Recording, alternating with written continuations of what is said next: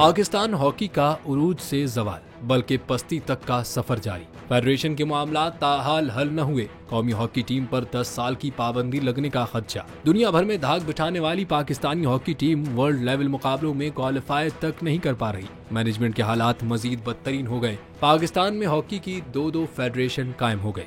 साबिक ओलंपियंस ने वजीर आजम शहबाज शरीफ से फौरी एक्शन का मुतालबा किया है। साबिक ओलंपियन करीमुल्लाह का कहना है कि अगर मामला हल न किया गया तो इंटरनेशनल हॉकी फेडरेशन पाकिस्तान पर 10 साल की पाबंदी भी लगा सकती है।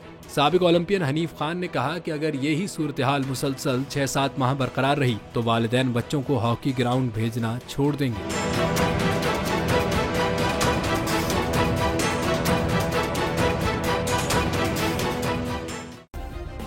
सब्सक्राइब करें और बेल दबाएं ताकि कोई खबर रह न जाए।